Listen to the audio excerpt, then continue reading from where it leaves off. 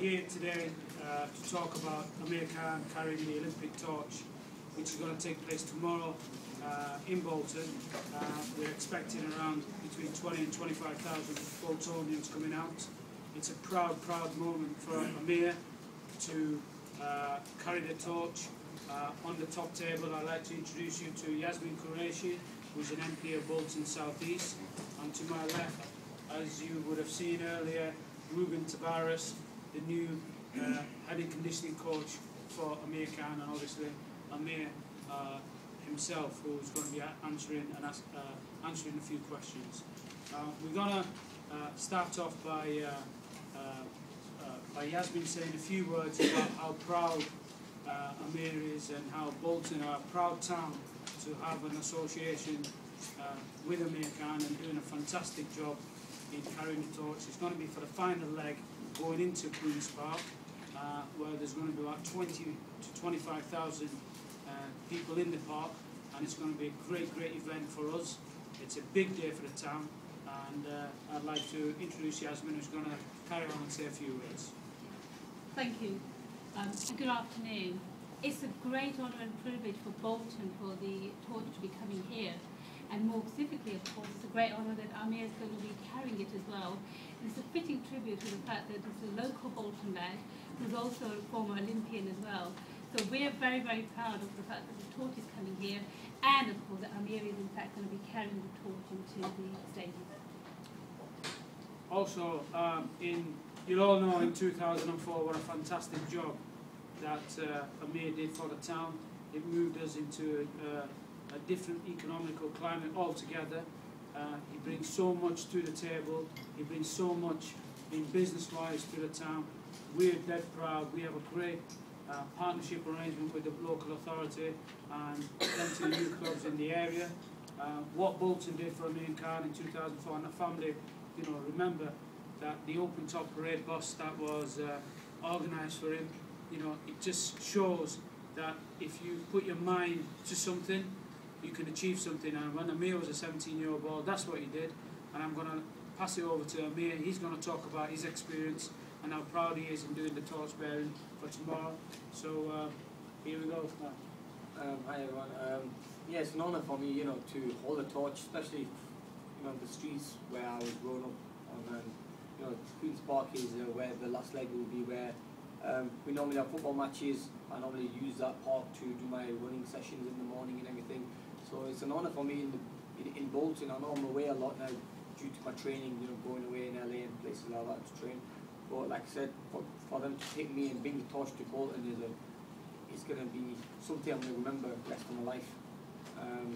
Not many boxers get the chance to do this, and I'm one of many. One of few, I can say. I think when I saw someone a boxer hold the torch, it was Muhammad Ali. He held the torch in I think it was the Atlanta Olympics. Yeah. So for me, so like I say, it's an honour, and it'll be remembered in Bolton, and my family for this achievement as well. For me, it's going to be something like I said, I'm going to remember all my life, and one day I can tell my kids and my grandkids that I held the torch. I hope you enjoyed the training session as well today. That was just a little bit of a warm-up.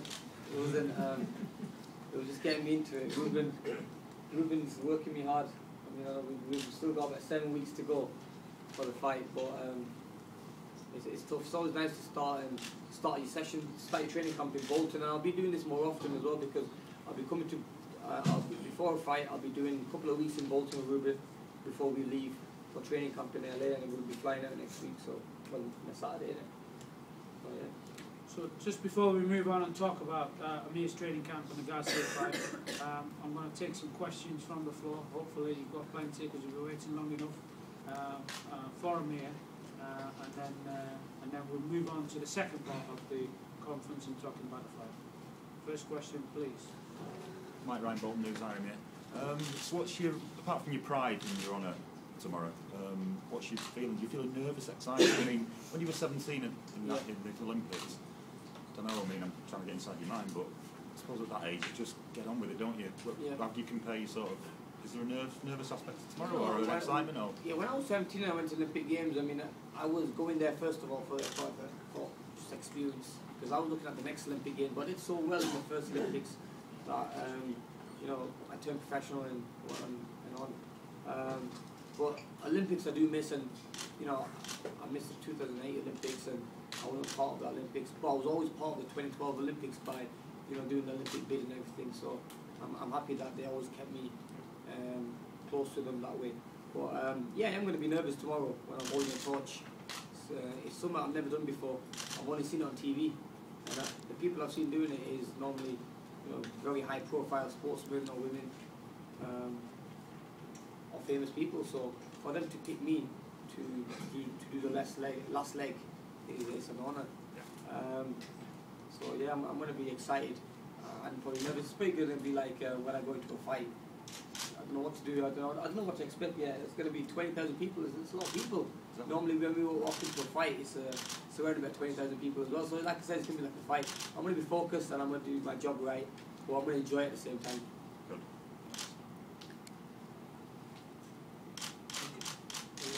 Yeah, Jack Morrison from Bolton FM. I heard you saying before that one of your proudest moments was that you remember Muhammad Ali was carrying the torch. And when you started your boxing career, did you ever think that you might be emulating him in some way, even in your own hometown? Never did.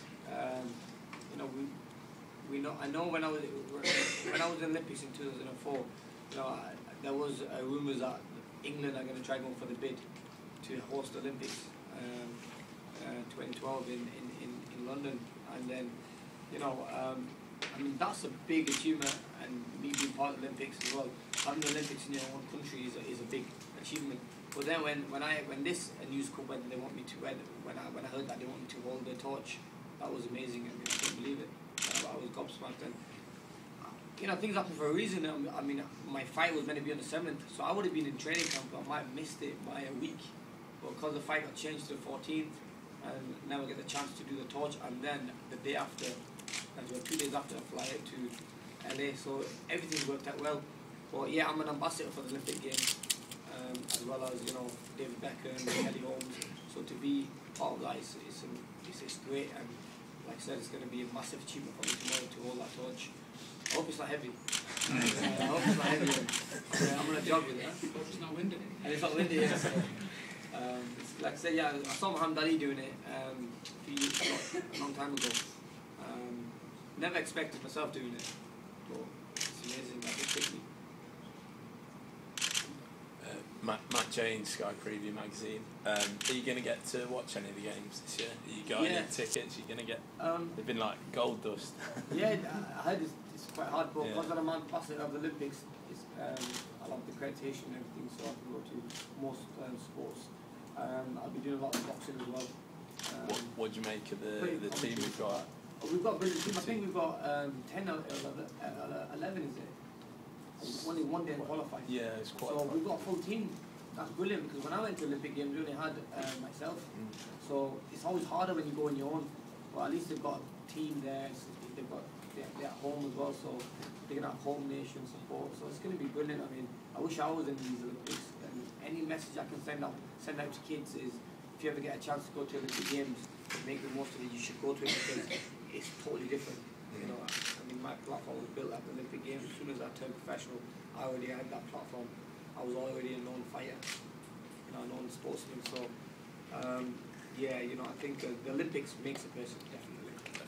There's going to be women boxing as well this year, which will be good. It's the first Olympics where they're hosting women boxing. So, and already in England we've got one woman who's a champion of the world. So, you know, to get in the first Olympics, women boxing, to get a gold medal, and in England, it would be an amazing achievement for the girl. Definitely. Oh, it's Stuart Silks, MP. Have you had a chance to visit the Olympic boxing venues?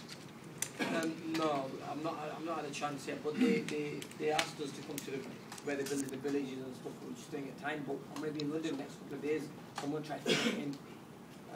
But I've been asked a few times to go there, and yeah, I'm not been yet.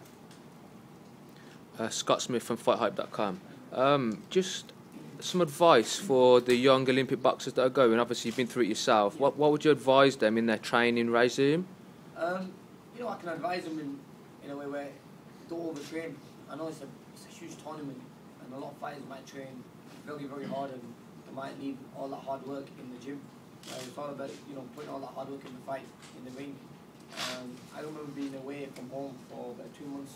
I was in Cyprus training over there, getting used to the time difference, and because it was very close to Athens, and also the temperature and everything. But I think it's all about staying focused and staying calm, not letting the occasion get to you, not getting too excited about it, because it is a massive event. I mean, the Olympic Games, I went to World Championships, I went to the Europeans, I won gold medals in both championships, and I never got the recognition as I got when I won a silver medal in the Olympic Games in 2004. So it's a huge tournament, and it's all about staying calm, staying calm and collective, and just having that support from your family and your team, really, because it can get to you. I mean, you know, it can either mean winning a medal or not winning a medal. So you have to stay calm and stick to the boxing. That's what it's all about. Any more questions? Okay, thank you. Just for information for tomorrow, 6:45 is when Amir will be carrying the torch. We're still waiting for final clarity of the location of where he's going to go to and from. Obviously, he's going to end up in Queen's Park, but we're still waiting for final clarity of where he's going to start from. And you know, Friday morning as well, the torch actually runs from Bolton Town Centre up to Horwich into Chorley. It actually goes past Amir's house, so that's going to be a nice touch as well. And obviously we're very proud, the team's proud, Amir's very proud, and hopefully you'll all be there tomorrow. And he's going to do one-to-ones about the torch before we leave today. So thank you for that. Thank you, Yasmin, for your involvement. We're now going to move on. Oh, one other thing. I can now confirm that the USA Boxing team has confirmed their attendance at the Gloves Community Centre on 15th of July for 10 days as a pre-training camp, which Amir would be flying back from America from his Garcia fight, and he will have all his belts with him. And it'd be a nice little touch to greet the American team that's going to be training from Gloves Community Centre. We'll be doing some press stuff near the time, and Amir will be there giving them help and guidance and support, as well as the GB boxing team as well. No favoritism. We'll give all the tips to wherever we can. So that's something that we confirmed. Gloves Community Centre is very proud to have them down there, and thanks to all the help from Amir and Terry Roach, that they made it possible for them to train at our centre before they go into the Olympic Village. So that's something else that I can do as well. Moving on to part 2 of the press conference, Khan v Garcia on 14th of July. We're still waiting for the final, thank you Yasmin, we're waiting for the final official announcement from Golden Bar Promotions. Hopefully that will come through today. It was unfortunately a holiday in America over the weekend, and we had to get approval from certain bodies which we were waiting for last night. Hopefully you'll get the official press release tonight or sometime during the night from our press team. Both the guys are here. Ruben, who is part of the team now, he's done some stuff this morning with Amir which is different. He's prepared, he's happy to talk about that, and Amir's here as well. So fire away guys, ask your questions, whichever you want, and we'll be doing one-to-ones afterwards on this as well. Let's go first question. Why the switch of conditioning? Well, you heard about the issue I had with Alex. He had to leave. Well, he chose to leave camp, and from Philippines went to back to LA again to see Chavez, and Chavez didn't ask for him to come back, and then he sacks in himself, and you know he didn't return back. But I needed someone at that time who's going to spend time with me and be focused on what I need to do, because it was a hard time. It was a hard period of my training camp, so I need to make sure I've got someone who's going to be with me, you know, 100% who's going to be with me from throughout the whole training camp. When you miss 2-3 weeks, in 2-3 weeks you can do a lot of training, and I missed out on a lot. And that's when I called Ruben. I met Ruben through David here a few times, and you know, spoke about it before. So I said, "Do you fancy coming down?" And I was quite lucky that at the time he wasn't working with David here, and also he was free at the time, so he flew over and we started workout. And in them 2 weeks Alex wasn't there, I mean, I got with him so well. I did new things I enjoy doing, and I could feel myself getting stronger, getting better as a fighter, and hitting harder. And even Freddie Roach on the pad was saying you're hitting a lot harder. I was not putting much weight on. I'm making weight a lot easier because I was watching my diet very, very closely. I mean, Ruben was watching it and making sure I was eating the right food, having the right supplements and everything. So, and the right veggies and fruits and everything. And we went from eating normal veggies to organic. So we changed a lot of things, and you know, it's always nice to change a little bit and new things.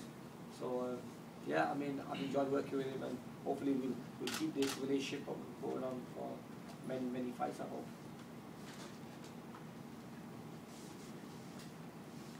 Hi Amir. Stylistically, what do you think Garcia brings to the table? I've only seen one fight which he looked alright. He's strong. Puts his punches together quite well.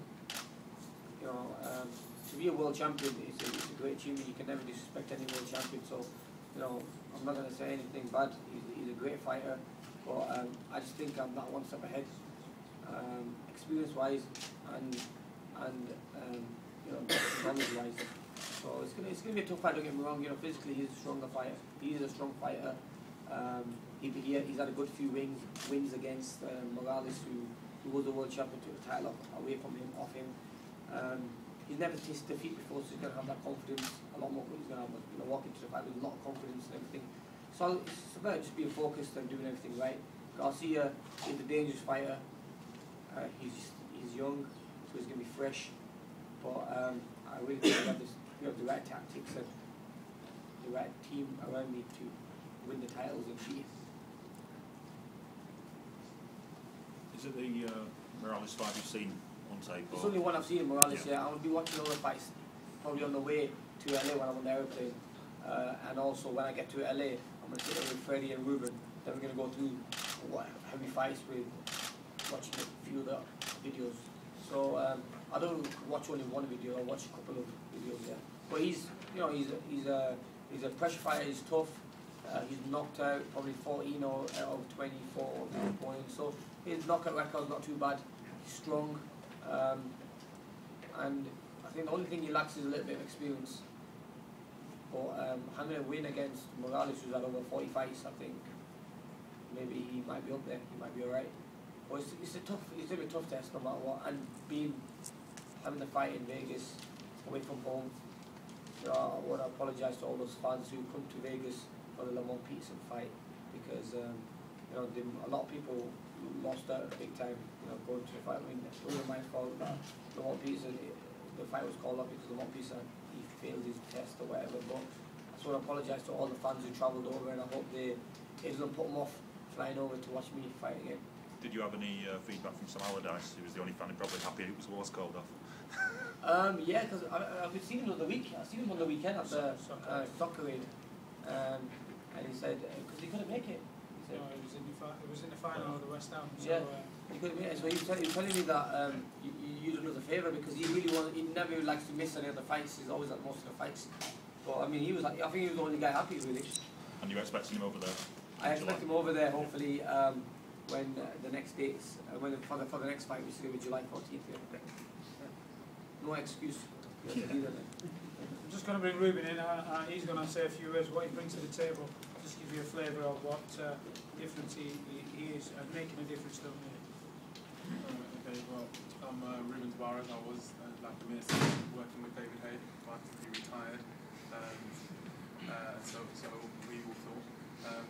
I've met Amir on a few occasions beforehand, and Amir was always aware that I do things completely differently to other strength and conditioning coaches and nutritionists. Everything that I do and bring to the table is always thought as outside the box. I'm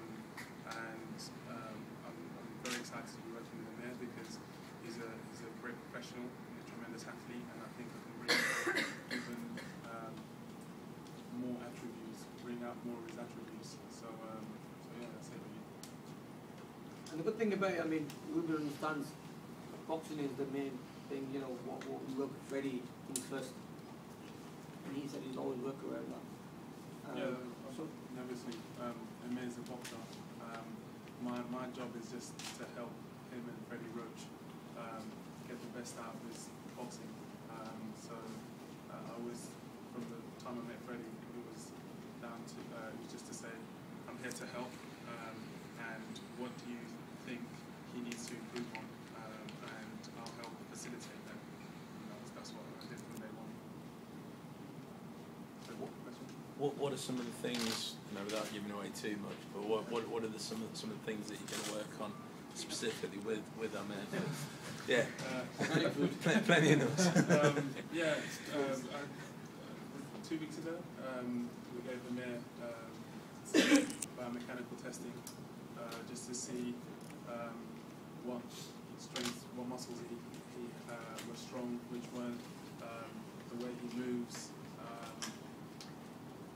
and then having given him that assessment, then we can work out, okay, we need to work on these things generally, and then each fight is different, so each training camp there'll be different training methods and exercises thrown in. That's about as much as I can say. Sure. Yeah. Are you still going to be working with David? David doesn't need he's training for Chisora, let's be honest.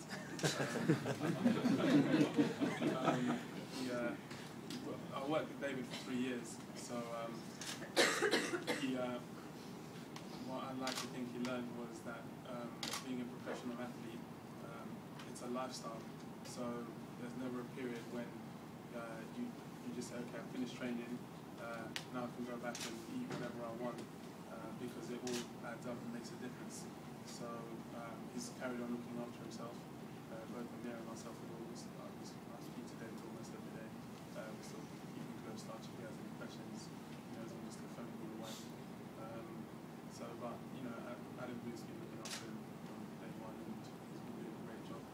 I'm sure he'll continue to do so. Yeah. Okay, thank you guys. I'm going to ask the radio people, because they've been waiting very patiently to come and do their interviews. I know there's a couple of deadlines, and then we'll do the one-to-ones straight after. So, and I thank David Lloyd, Jim from Bolton, and try and put that in somewhere. That'd be great in the broadcast sheets. So thank you very much, guys, and hopefully we'll see you all tomorrow.